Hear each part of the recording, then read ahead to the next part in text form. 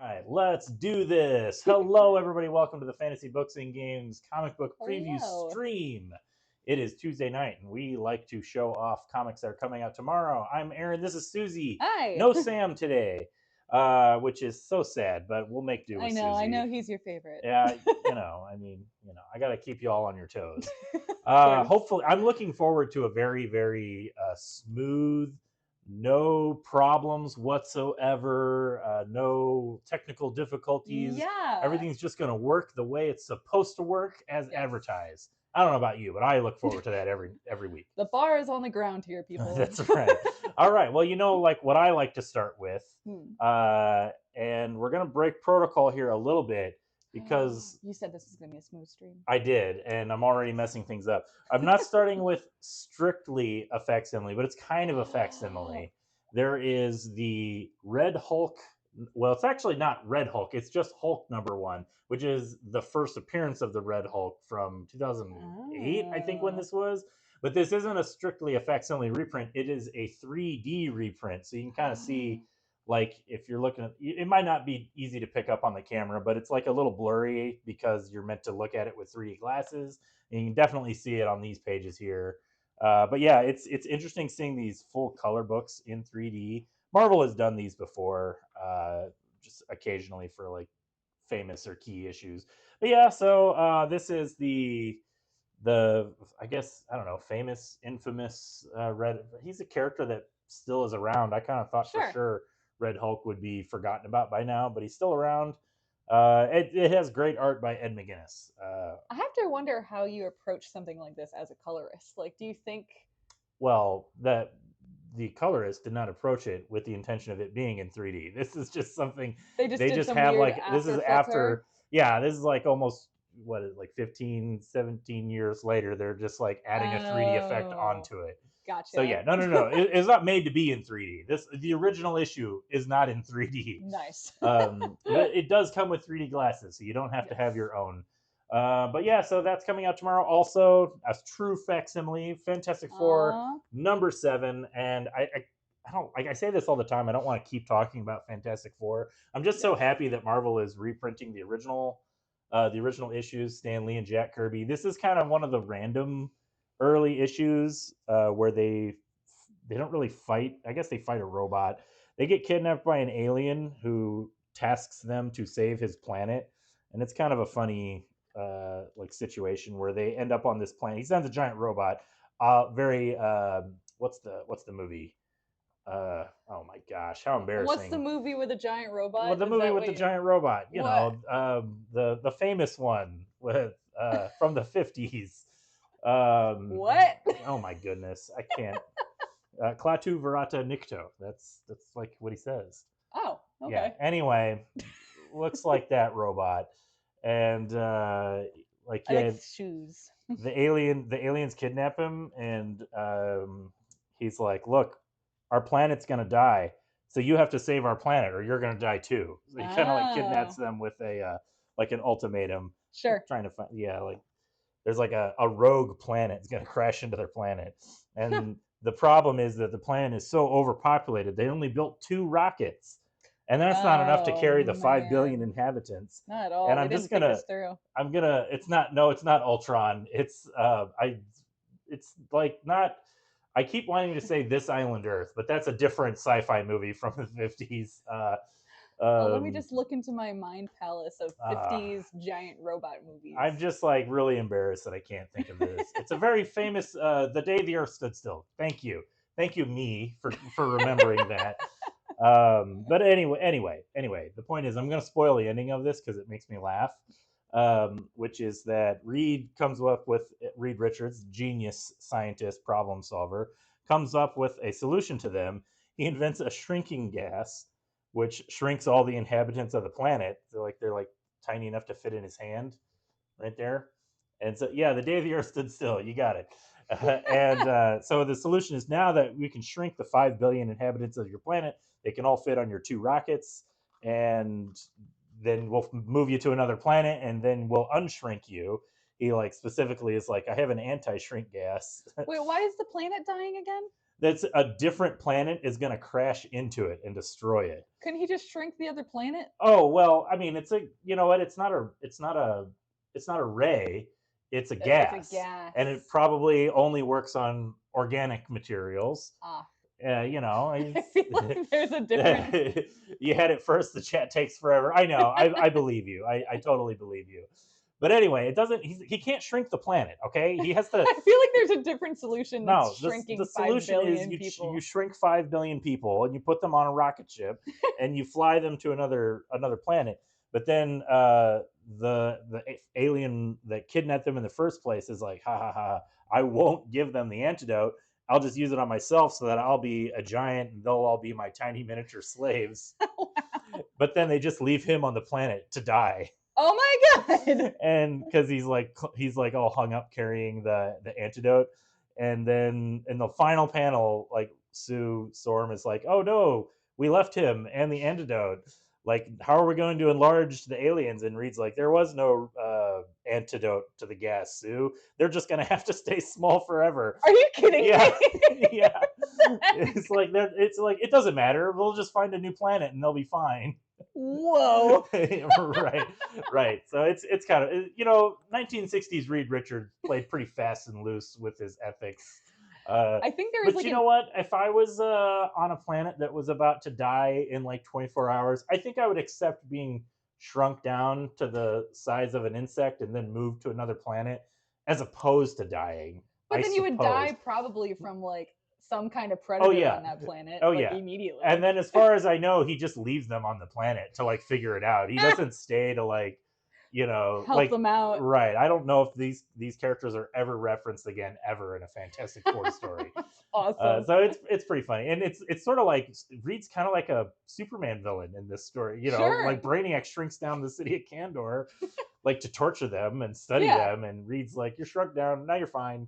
Wow. Live Well, it your does life. remind Better me. than being dead." There is like an animated DC, like I think it was in a show where like an asteroid was heading for Earth, and Mhm. Superman's like, "Why don't I just push Earth out of the way?" And Batman's like, "I don't even know where to begin. Right. How It terribly would just that would kill go." everybody on the planet.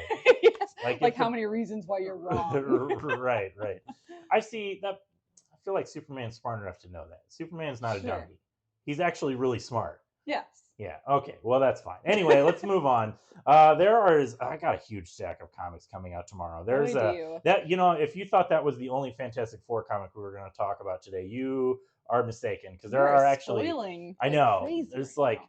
there are 2 Fantastic Four #1s coming out tomorrow that we're going to talk about. But first, I want to briefly just show off some of the comics that I read and regularly enjoy.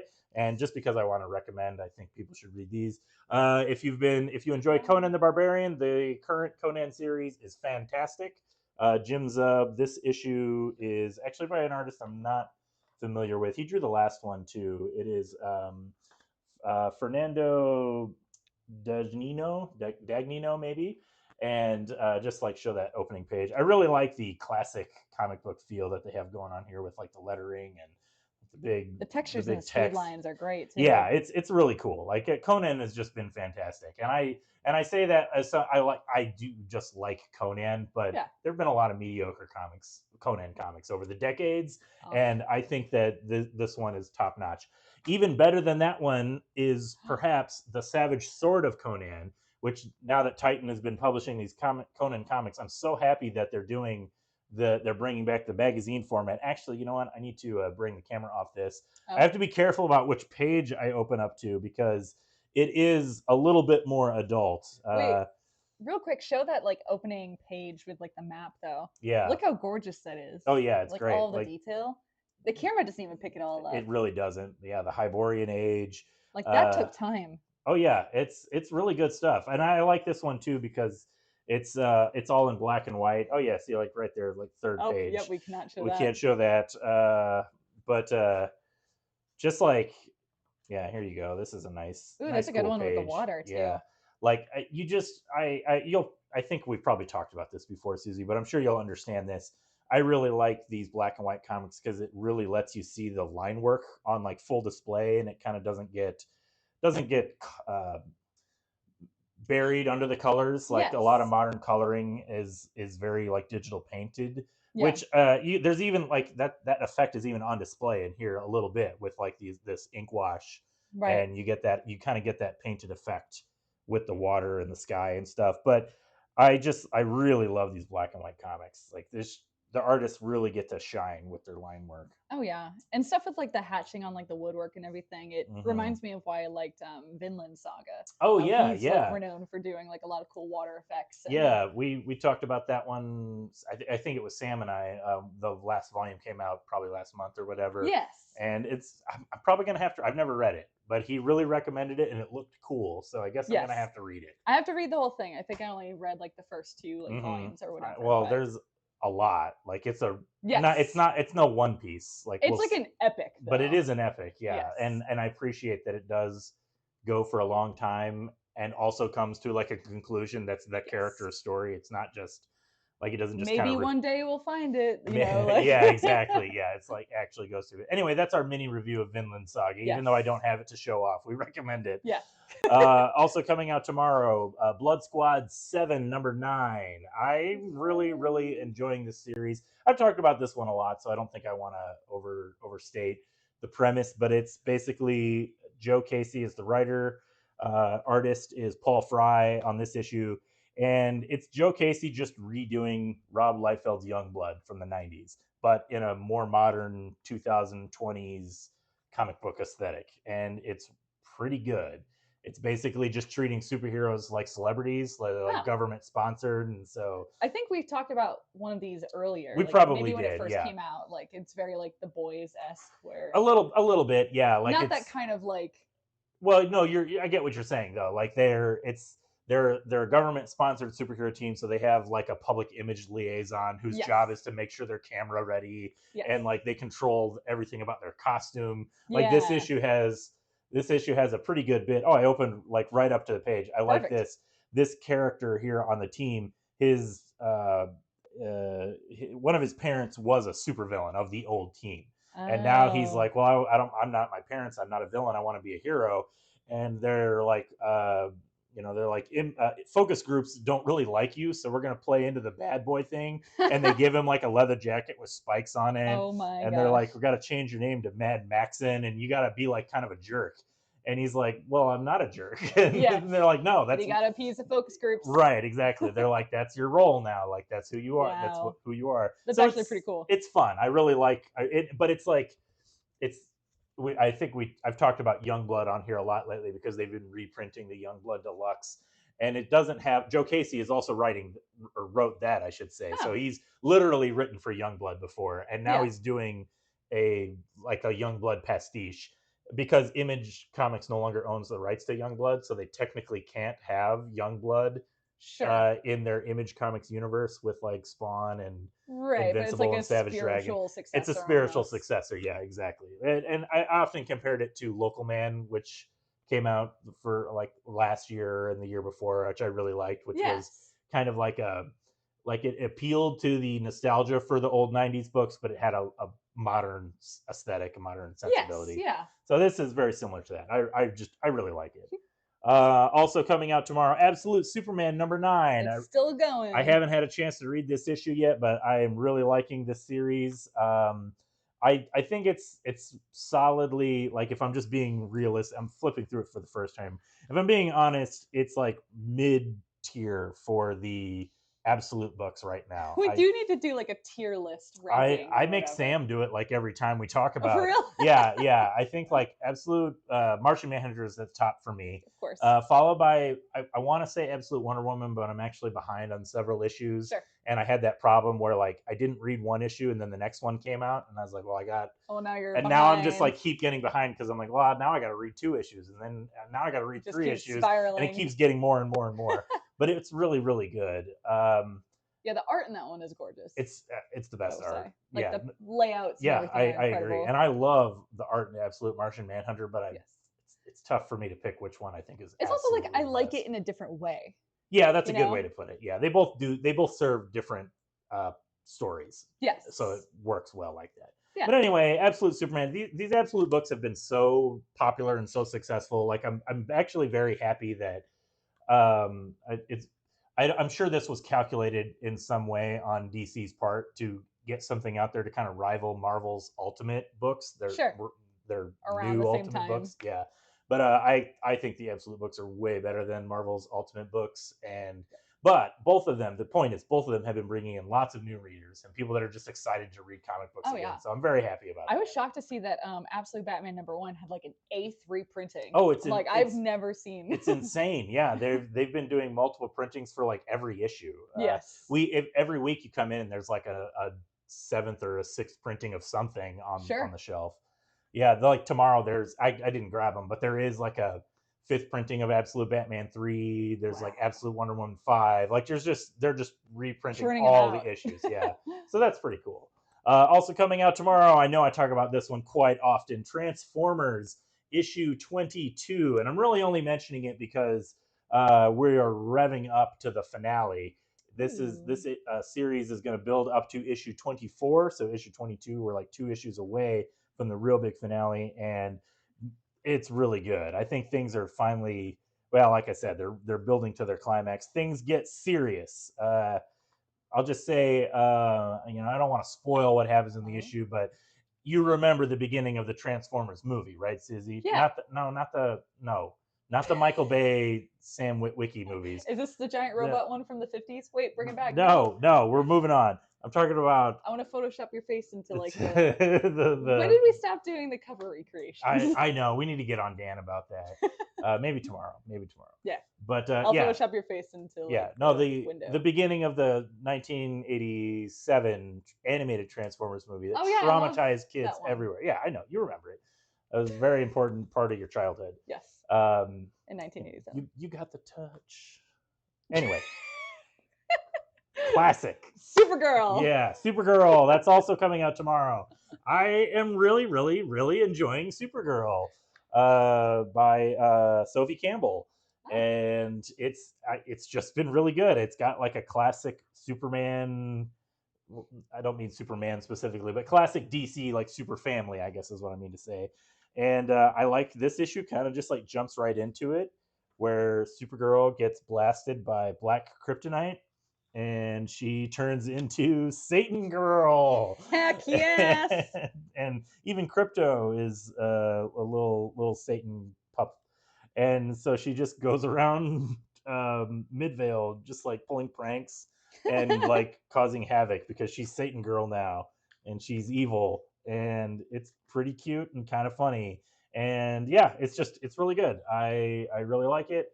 Highly recommend Supergirl. Like it really does. There was an interview in I think the first issue with Sophie where she was saying how she really liked the 1970s Supergirl series and she wanted to kind of capture that feeling. And I absolutely get that in this book. Yes. Like it's just got that classic feeling, and I feel like DC's done a good job of balancing that. I say this often. It's practically my catchphrase when I'm talking about DC, but I think they're doing a really good job right now of balancing the kind of the silliness of like Silver and Bronze Age versions of their characters with more modern storytelling, modern takes, and I think it's something that's been sorely needed for a long time. Yeah, like going back to like a bit of like the campiness of like earlier comics and everything. Yeah, and you're gonna see that come into full effect, I think, with the new Superman movie, which comes out this weekend, I believe. So, I believe it's this Friday.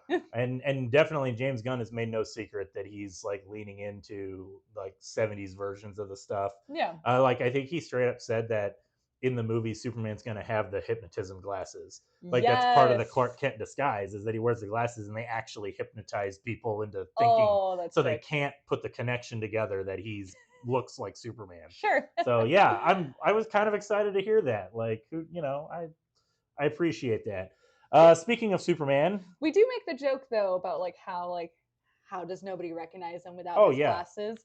But there is an iconic story of our friend Aaron Walter here. I think you like shaved. I shaved my beard, and I got a really short haircut. Yes, were you wearing glasses too? I put on glasses, and nobody recognized me. Nobody knew who I was. Nerd? I mean, I think the beard is a big part of it too. But yeah, I was like shaved beard. I Clark Kented you so hard, and it was actually for a Clark Kent costume, so it worked. It was like worked doubly well. Yes. Yeah, but with the new Superman movie coming out, DC has put out the Summer of Superman Treasury 2025. Now, this is one of those giant Treasury books, but this is not a reprint of a 1970s Treasury. This is all new material. This is written by Dan Jurgens, who's a veteran of writing Superman comics, and art by Bruno Redondo. This isn't even gonna like pick up in the whole camera, but it's too big. This is such a good book. I really like this.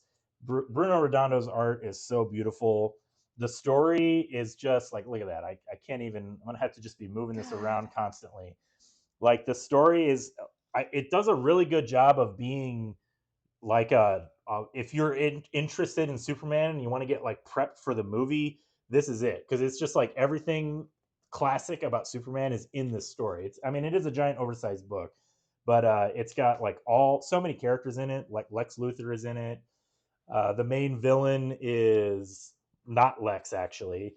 There's some flashbacks to Smallville. I like that they're embracing the version of continuity where Clark and Lex both grew up in Smallville and they were friends. And he blew all of his hair off. Yeah, and that's why Lex hates Superman, because he made him bald. But yeah, we've got. I guess I don't necessarily want to spoil who the villains are, but there's like a lot of characters in it, and he's just like gorgeous looking art. It's really, really good. Yeah, I absolutely we talked about this before the stream, but I loved Bruno Redondo's run on Nightwing. Like, I think that really escalated the character. Yes. And so yeah, there we go. Seeing him being able to work on a giant Superman comic is just phenomenal. Yeah, it is just really, really good. So I highly recommend the Superman Treasury 2025 Hero for All.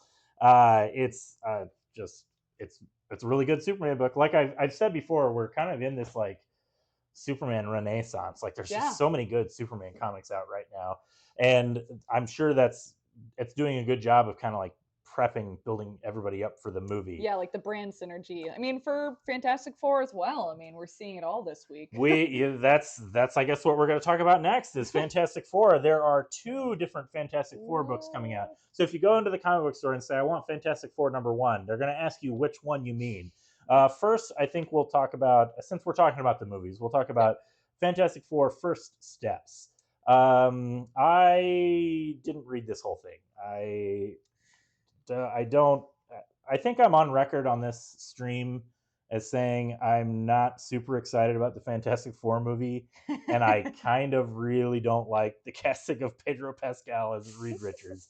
Reed Richards with a beard. You can't say that to Mel. She has a whole purse dedicated to him. You know what? That's fine. I'm not saying you're wrong for liking Pedro Pascal. Sure. I'm just saying I don't. So that's fine. We can like different things. Yes. So this issue is kind of set up to be, I think it's like an in-universe magazine. This is the first canon comic relating to the MCU. Correct. I believe it is. Well, I think it is, but I don't actually know because I don't pay that close attention to the MCU. But you love Marvel comics. Stop this. No, so there's there is the comic story of it kind of goes briefly over their origin and their powers and who they are, and there's kind of these fake ads for the Flaming Hearts Club. Yeah, the Flaming Hearts Club, and there's a magazine write up on Reed. It was an advertisement for the Fantastic Car. Oh, nice. There's a whole article about Mr. Fantastic. Man. So it's kind of neat. I appreciate the I don't know exactly what the what that term is, the copywriter. No, just that it's meant to feel like you're reading a book in the Fantastic Four universe. Sure. But one of the things that's one of the things I don't like when I read comic books is I don't like when artists have to try and match a character to the actor's visage. My goodness. I have big takes on this. oh, you do? Well, because first of all, it's really difficult. I think it can be because there's a difference between, and we could just spend the rest of the stream just talking about this, yes. artistic theory and there's a difference between capturing a likeness in like caricature Yes. versus in like the standard superhero, definitely Marvel comic book, where they're not really like, there's no cartooning involved. It's Sure. meant to be realistic looking. Yes. And so then the artists, I think, really struggle to get the likeness correct. Yes. And that leads to all these, like, in my opinion, they're awkward panels where they just look like they're like heavily photo referenced, if not traced, of a character. And so like this panel kind of stands out to me because I'm like, well, the Thing looks like the Thing, the comic book version of the Thing, but these just look like headshots from actors to me. It doesn't look like I don't see it as like the a screen Fantastic grab Four from like The Last of Us or something. Exactly, yeah. And then it gets, I mean, I'm gonna go full hater on this one. Oh boy. It gets even worse when you get to the Mole Man, and I'm just like, I'm looking at he was on that page. Oh yeah, it's like, I don't remember the actor that's playing the Mole Man, but like just seeing the Mole Man looking like actor guy, like it just like breaks my brain. I'm just like, this doesn't, like, it doesn't look like a comic book character, and so it bothers me so much. Not that I would like ever get a gig like this, but I have talked to people in the past that have like drawn comics that were like based on the movies, and they have to like draw the characters that like look exactly like the actors. And the struggle with that is like when you're working on an IP, you usually have to deal with like only like a handful of editors. Like you'll have your people, like the editors at the publisher, and then you'll have like the editors at like the IP. So like for me, I have like Oni Press and then Warner Brothers that I have to appeal to.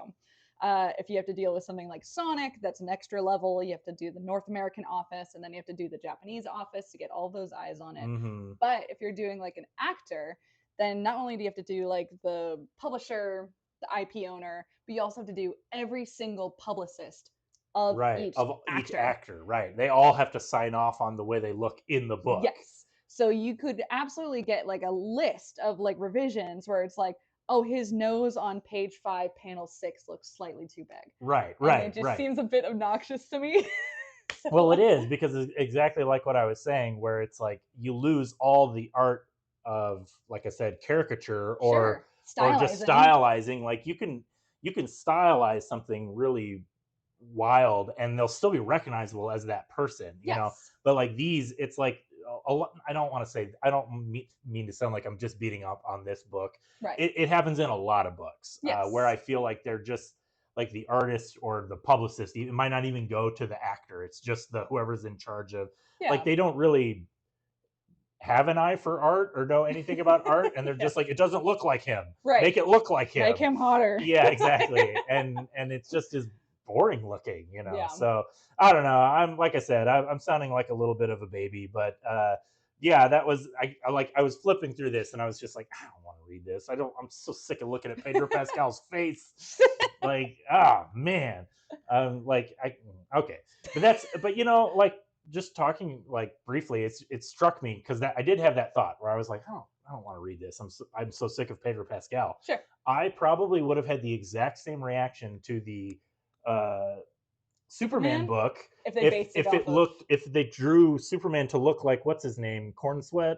Yeah, I forgot. Matthew Corn. I don't know, because I've been kind of silent on this issue, but I'm actually not in love with the casting of him as Superman. Interesting. I think he looks okay, but like I don't disagree with people that say like he looks kind of scrawny in the suit, and you know, I'm like, yeah, I get like he looks younger if that's what they're going for, but I don't totally love him. I just think the movie looks like a more interesting movie than Fantastic Four, and like I said, I'm so sick of Pedro Pascal.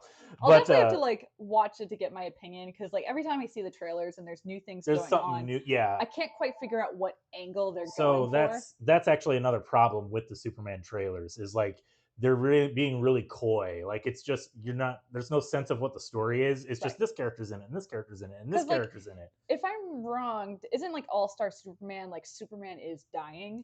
Yeah, like in that comic. That's the original story. That up from like what the trailers are doing. Right, and that's where I'm like, I think James Gunn was saying a lot of calculated but right things to like get somebody like me interested in a Superman movie. But at the same time, I do feel like it feels really empty. Like I can't tell what it actually is.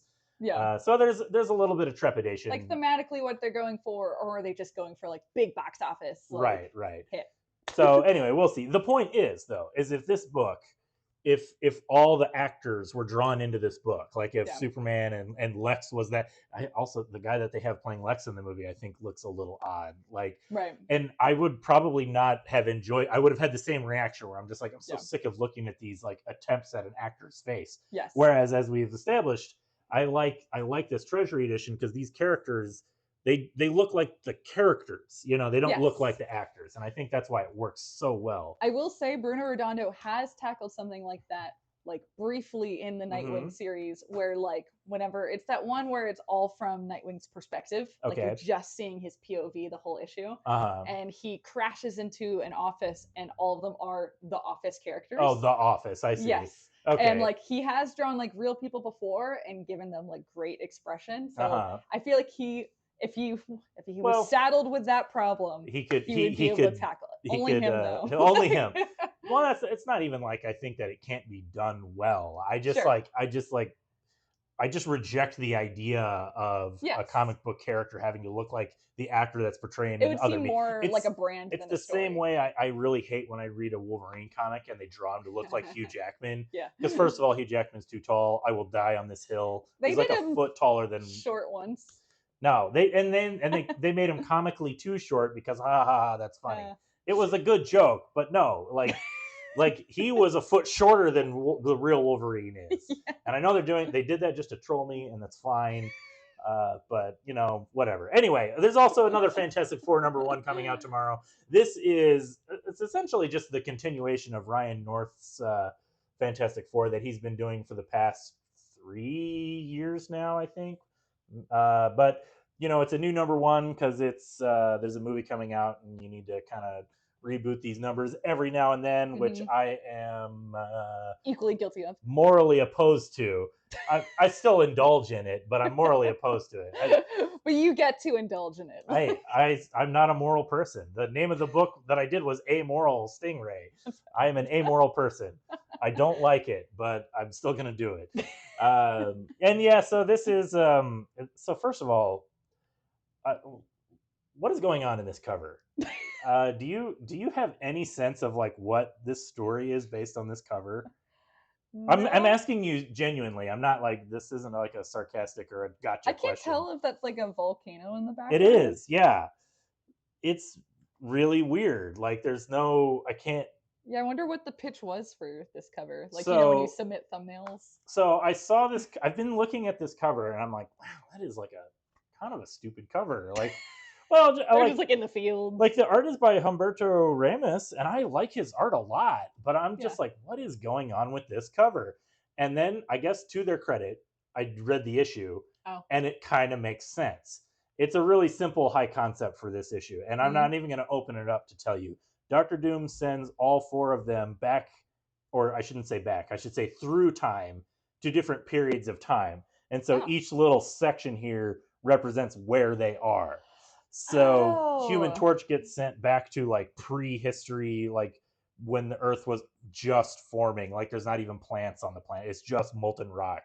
And the Thing gets sent to prehistoric dinosaur times. Sorry. That's okay. He gets sent back to prehistoric dinosaur times, which frankly would have been a good sell for the cover. I don't know why you don't have Thing fighting dinosaurs on the cover, but whatever. That'd be awesome, especially with Jurassic Park. Tie in another movie while you're at it. Sue gets sent to a time when the sun is a red star. I was gonna say like Japan. Japan. She gets sent to the land of the Japan. Setting sun, rising sun. Which one is it? Where does the sun go? I don't know. It doesn't matter. The rising sun. And Reed just gets sent somewhere. He gets sent to like the Midwest. He did pretty much, yeah. He just gets sent to the Midwest. Here into the fields. So yeah, it's Oh yeah, you can see it. Yeah, so here you have like boom, boom, boom, and you're like, okay, it sort of makes sense. But so I'll give him credit. Like I was looking at this cover, I'm just like, why did you do this cover? Yeah, now that I hear like the pitch for the story, I can imagine as an artist being like, "Oh my god, how do I like thematically like How do you tie do this that? all Yeah. together?" I would have just drawn Thing fighting a dinosaur and being like, why is Thing fighting a dinosaur? Read this issue to find out. Yep, Like that would have sold me. what Like, a that's old school comic book covers, but we don't do those no more. no. Actually, no, I take that back. The Supergirl series has leaned into that. Oh, You didn't hear my big complaint about issue 1. oh, I'll tell you sometime. okay. Watch the old stream. It's on YouTube. Yeah, I don't know. I don't know Watch which the one. VOD. Yeah, exactly. But yeah, so this issue is, I'm gonna pull out my old catchphrase. It's fine, which is We which need to is sell it as a shirt for you. this is how I feel about. That's the thing with that. See, there you This go. should have I'm been like, the I'm like, cover. why isn't that the cover? It's just, it's more exciting. Like, I'm sorry, it just is. Like, I don't know, but yeah, I'm not. Everybody's trying to get me to read Ryan North's Fantastic Four run, and every time I read it, I just don't get into it. I'm not saying it's bad. I just am not into it, and that's how I felt about this issue. But it does have a certain, like I'll give it credit. I think this is the one of the only books Marvel is putting out that is doing the thing that I'm praising DC for all the time, where it kind of embraces a lot of the older comic book feelings, like this Yes. of the Silver and Bronze Age Fantastic Four, but like in a modern storytelling setting. Sure. So I really like appreciate what they're going for. It just like it doesn't click with me the way Superman is currently. Yes. And that's really all I can say about it. I don't have much else to say. It is like that issue is like all set up. It's just it sort of like sets up the premise, which is another thing that like sometimes I get impatient with first issues Yeah. when it's like all set up, and I would like to get a sense a little bit more of where this is going other than just here's a dilemma. Tune in next week to see how Sure. it gets worse. It's like that next time on Dragon Ball Z. It feels a lot like that, where they spend right the when whole the episode fight's about to start. right. It feel like they spend the whole episode just powering up, Yeah. and that's kind of what's going on there. Yeah. But anyway, so Us cable kids understand that. that's right. That's right. We have to wait next week. All right, we have like a huge stack of books to talk about, and I don't want to like spend too much time because I made a promise to man. not. I know I didn't want our streams to go long anymore, so we're gonna Sure. blast through these. First up, I know something you want to talk about. Yes. I finally have something to talk about. Finally, Rick and Morty universe. Is that what this Versus is? the universe. Oh, Rick and Morty Now versus I know the you are universe. such a huge fan of Rick and Morty, but I think I will take over talking You do about know that. I this one. appreciate you giving me a second here. I Yeah, know. go ahead. Hit me with it. What's going on with this? All right. So this is going to be our big Rick and Morty event of the summer. So last year we did finals week. And so this year, this big one is going to be like Rick and Morty versus every single universe that they've ever been to. And something that's fun that would like blew my mind with like how they approach this. Let's keep it a little further on camera here if you can. I can turn. Yeah, I was trying to find. Here we go. Uh-huh. So not only are they versus the universe, they are versus the physical manifestation of the universe. Literally he is his the own universe. Character. Yes. Is there a okay? I'm just gonna stop you right here. You can spoil this for me. Yeah. Is there a Mr. Universe joke? You know what? Not in this issue, from what I could tell. Okay. I'm just saying. Mr. Arnold Schwarzenegger. It's right Mr. there. Universe. Yeah, it's there. Okay, continue. Yeah, so Rick is old buds with the Prime Universe, which if you know your Rick and Morty lore, that is where the original Morty is from, actually. Wow. And then he is getting married to the Parmesian Universe, which is the one that they're currently in. Oh my goodness. And it's called that because it's exactly like theirs. They ran to it to escape like a problem or whatever. Mm-hmm. And it's exactly like their previous universe, except people in this universe pronounce Parmesan Parmesian. Okay. So that's the big solid joke. Yes. Yeah. And so basically these two are getting married, and so Rick and Morty decide to throw a bachelor party for him. And I struggle with whether I should spoil the ending of this issue, but it leads into an event that causes almost every single universe to be against. I was gonna say you don't have to spoil it, but I won't say spoil why. But I will go into the tie-ins that go. There's going to be. Here we go. All right, there we are. a big old checklist Universe for checklist. this event. So it's going to be a 5-issue miniseries that's done by Jarrett Williams, who he Mhm. is fantastic. I love his cartooning and everything. And along the way, there are going to be like certain spin-offs throughout this issue. And it's like, what? Oh, there we What? are. Who's that? Rick and Morty versus the Universe, Beth Till Death, #1. Art by Susie Blake. Is that correct? Whoa. Hey, all right. Congratulations, I'm Susie. only here for self promo purposes. Hey, that's what we're all here for. Yes. So yeah, buy your Rick and Morty comics, but you should especially buy the one that Susie draws. And this isn't the only one you've drawn past previous Yes, issues of yeah. Rick and Morty, and we do have them in the store. We do. I think. Yes. Yes, we do. Yeah, Yep. we do. Awesome. Well, that's cool. So I will say, like, a fun like look behind the curtains and everything is Mhm. when they were sending me the scripts for this issue, they didn't send me like this issue yet or like Mhm. the character designs. And so they're like, all right, here's your script. Start coming up with some like cover ideas and stuff like that. And when I Uh-huh. read Physical Manifestation of the Parmesan Universe, what? I think they nailed it. Uh, Was that boom? Yes. Right. That's who it. could have imagined? Yep. Who could have imagined that's what Physical she looks like? manifestation of the Parmesan universe. I'm sorry, Parmesan. Parmesan. Okay, sure, whatever. Well, that's cool. That's awesome. I mean, we're always excited when new Susie books come out. So that is Yes. very cool. And the fun part is I'm finishing up this week, and I've talked to a few of the other Rick and Morty artists, and apparently they've done similar things where Mhm. they're having to work at other jobs, and in order to keep up with the deadlines, they'll sketch random characters on paper and then just Photoshop it into the Just document. So here's a sneak preview of my yeah, comic coming out in September. nice. Yeah, we should. I mean, I'm sure you're already talking to Dan about this, but we should do a signing or something, of course, when Oh the yeah. issue comes out. Have we talked about our ruin my book idea? Yes, well, no, actually, I don't think we have on stream, but I think that's a good idea. We should definitely. I think do we should that. vote on it. Jessica, you need to vote as the only one in the chat. But we were thinking of doing a Hot Ones style stream where we go over my comic and we're going to be eating chicken wings or whatever. Hot wings, yeah. Hot wings. Hot wings. With the Hot One sauce on it. With the Hot One sauce, the official sauce. But there's no napkins, so we're just going to be like handling the comic. And we will be selling the messy comic in the store, I'm sure. Oh, goody. I'm really looking forward to that. Yay. All right, moving on, because we're gonna blast through these last couple of books. There's another Jeff comic. It's Jeff. I think I've made this joke a few times, but I think we're reaching the oversaturation point with Jeff. What? Like this isn't even a part of the Jeff like 5-issue series. I don't know what you're voting on, Jessica. I guess just if we do it, I don't know. Should we do it?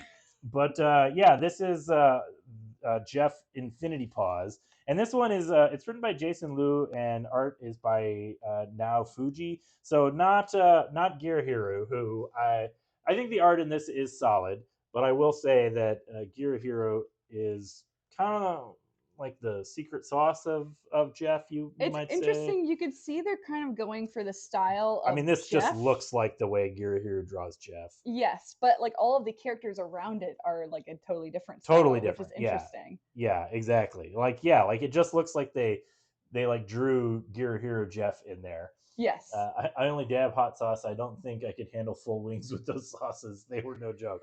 It's true. We actually you weren't there, Susie, but we already took the Hot Ones challenge, and yes. I made it to the end. I did have all of them. You did all of them. They were hot. Yeah. Yeah. That's all I can say. My makeup's gonna be like running. Oh yeah, you will be crying. Yeah. But yeah, so this is there's like this one is like themed around Infinity Gem kind of stuff, and you know what? It's exactly what all the other Jeff comics have been. It is cute, but I did, and I like. There's a lot of cats in this one. Yes. Look, it's a cicada. It just looks exactly like my cat Cicada. That's true. But yeah, so you know what? More Jeff. People are coming into the store clamoring for Jeff comics. So yeah, I think Marvel is correct to continue to put out as much Jeff product as possible. Oh yeah. Also coming out tomorrow that people are clamoring for the Marvel swimsuit More Marvel special. Rivals. Yeah, 4 Marvel Rivals. It's like this is definitely catering to the Marvel Rivals crowd. Marvel famously, maybe somewhat infamously, did swimsuit specials back in the 90s. And back then, it wasn't like really tongue in cheek. It was just, let's have our artists draw our sexy characters in bathing Sure. suits. It was like the early 90s, and that's what comic books were at the time. Yes. And so this one's a little bit more tongue in cheek. It actually has kind of a story that's written by Tim Seeley and Tony Fleeks, who are two guys that I talk about often Very on nice, this stream. And the art is by Nick Bradshaw, who is also an artist I really like. So the story pages are actually pretty good, even though it's definitely like leaning into kind of the Marvel Rivals versions of the characters, where I don't know, it's just weird. There's like a whole disconnect between old generation readers and Marvel Rivals fans, but it's there. And then there's a lot of pinups, and a lot of these were like variant covers, like swimsuit themed variant covers.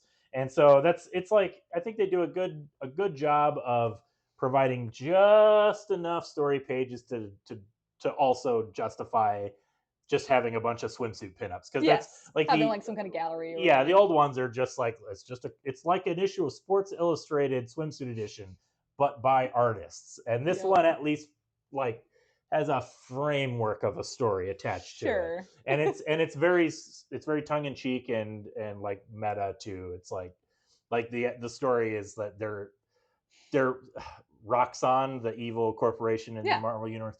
They put out a swimsuit, an unlicensed swimsuit comic book, or an unlicensed swimsuit issue of all the characters. So they're like, well, we should just make a real one and then sell it, and we'll make all the money from it, which is like, okay, funny.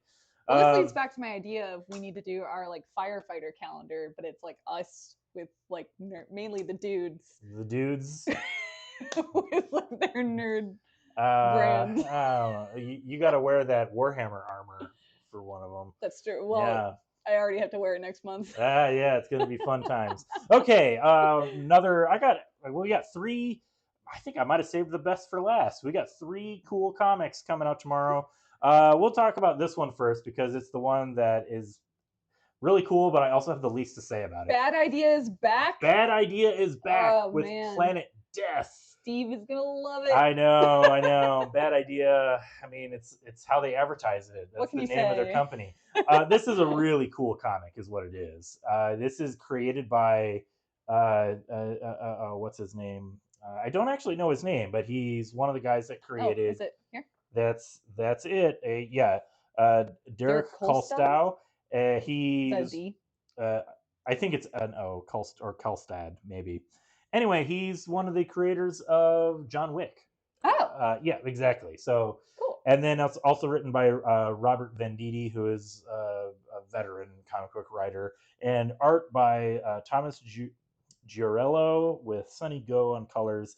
And it is just a cool looking comic. And it's basically, it's just 100% like Space Marines fighting aliens. Like speaking of like Warhammer. Yeah, it's very Warhammer. Like they just like wake up from their hypersleep, they get shoved into their giant mech suit armors and then just dropped onto a planet. They like space drop and just immediately it's really cool looking, and just immediately just go into the expletive, as they say. Sure. They're in it. And just it's just like a crazy free-for-all of just people getting blown away. And I don't know if you could keep showing this comic here. You know what? I'm very conscious of that. I'm gonna have to be careful when it gets serious. But it's a hefty comic too.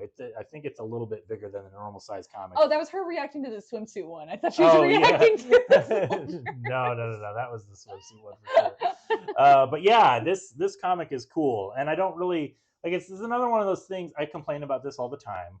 Mm-hmm. Where like the selling point of the issue kind of is the last page, like plot twist, you know? So it's like, yes, it is Space Marines fighting aliens, but like that's the story is about one single Space Marine who for some reason is the only one going to be in the story on this planet of aliens. Gotcha. So, you know, that's kind of like, but it's really good. I really like it. There was a preview, like a Zero issue, several months ago, and we talked about that one on the stream. And Sam and I both really liked it, so I enjoyed Planet Death.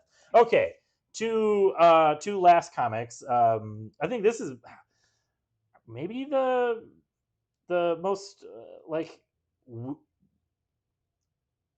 best comic that I didn't know I needed. You know Ah, what I mean? yeah. Like fun comic that you don't know you need, and that is Archie meets Jay and Silent Bob. Another great Archie crossover. Yes, Archie crossovers. It's You know not what? Archie versus the Predator, I but mean, well, nothing will be Archie versus Punisher.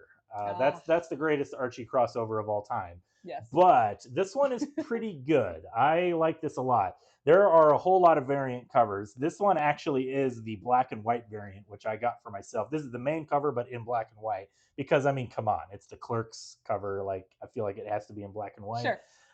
And it's pretty darn fun. It's written by Kevin Smith.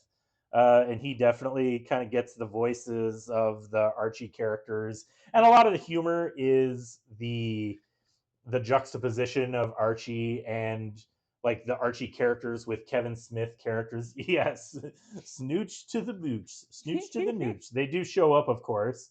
There you Oh go. my Yeah, snooch to goodness. the nooch. Archie meet Jay and Silent Bob. So yeah, this is it's fun. It's like I said, a lot of the humor is like Archie is so pure and clean kids Yes. entertainment, and Jay and Silent Bob and Randall from Clerks and all these characters are vulgar and Yeah. disgusting and gross, and so that's what a lot of the humor is. But and I will say I was like reading it kind of like in anticipation, Sure. where I was like are they gonna actually swear in this? Like it's like it has Archie on the cover, and Right. they do. There are swear words in it, so I Nice. did not expect that. I was like, how depraved are they going to let him Right. go? And I think it does a good job of riding the line. There's no like it never goes Yeah. full. It never goes full on like gross Kevin Smith. There's no. I'm trying to think of an example that I could say that I won't. mean, I like this. Oh yeah, yeah. There's a lot of puns in this. And Kevin Smith really leans into that. There's yeah, it's just it's fun. It's also kind of weird that it takes place in the current continuity of the View Askew verse.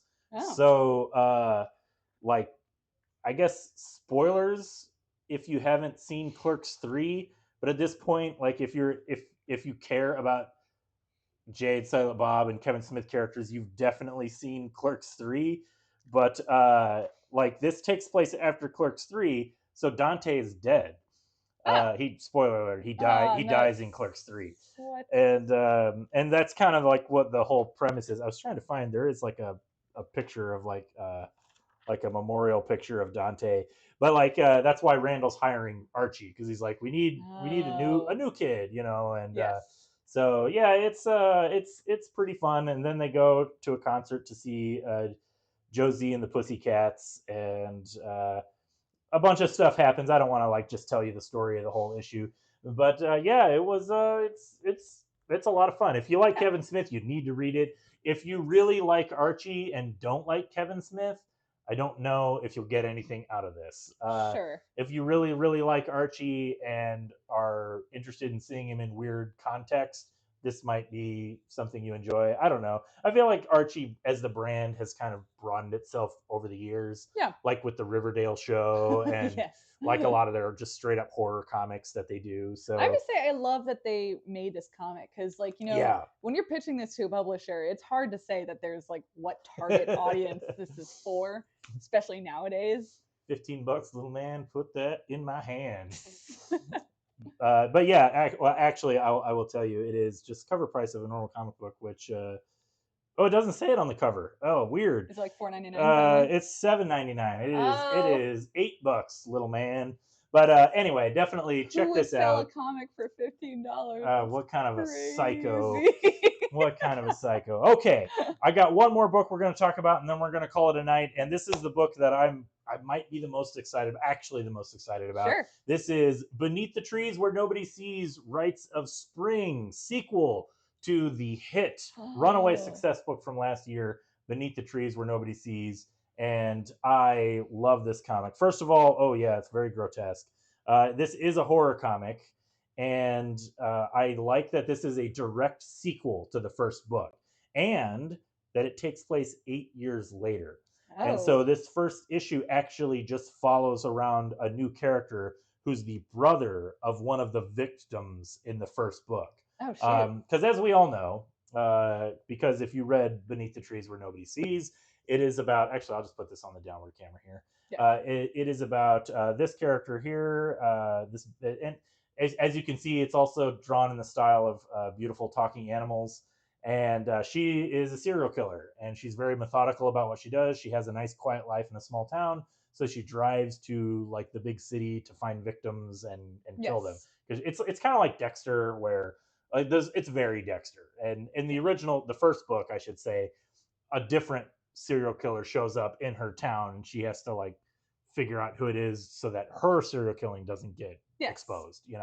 Pretty like standard standard serial killer shenanigans. Typical. And I will So say real quick, like yeah. regarding the style, like I was talking with Abby about this because we were Hmm. pulling up like watercolor comics and everything. And between this and Beautiful Darkness, Hmm. which is another great, gorgeous comic, what I like about them is although they are like cute, but with like hints of horror, it's Hmm. not that cliche like happy tree friends where it's Yeah. just gore for the sake of gore and Right. shock value, but there Yeah. actually is like It's still like a beauty beautifully to it. stylized. Yeah, Yes. and I really like the way. I think the other thing what makes this work is it reminds me honestly a lot. Like this is going to be weird. Well, maybe not. It reminds me a lot of one of my other favorite comics of all time, Black Sad, which Oh, is yeah. all like classic film noir, but with talking animals. And so it's like the setting, the reality of the world is treated very seriously, except the Yes. characters are all anthropomorphic animals. Sure. And that is how this is too, where you see just like I mean, beautiful bad comparison, pages. it is kind of like Mouse too, where it's like they are Yeah, animals, yeah, but like there's a purpose behind it. Like it's yes, not just exactly. And so yeah, this book is really good. It follow like I said, it mostly follows this is the main character, and she has spent 8 years trying to find her missing brother. And we all know from the first book that he was the victim of a serial murder. mm, And I don't necessarily want to spoil things, but she gets a clue that leads her to the town of Woodbrook, which is where the story takes place. yeah, which is where the serial killer lives. Oh, So you're like, okay, where's this going? How does this?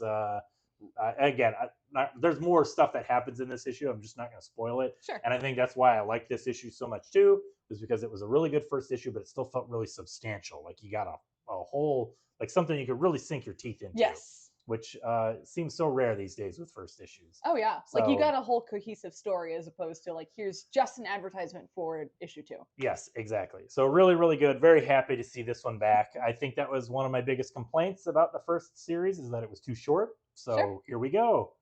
Let's go. All right. I think that's it for tonight. Thanks Yeah. everybody for tuning in. Susie, give them the old sign off. There, as our friend Dan always says, there is a comic book for everyone, and so stop by your local store and pick up a comic, but mainly stop by our store because you got really cool people working Yeah, there that's that close are enough. down to Thanks talk everybody for about tuning in. We'll comics. see you all next time. Bye.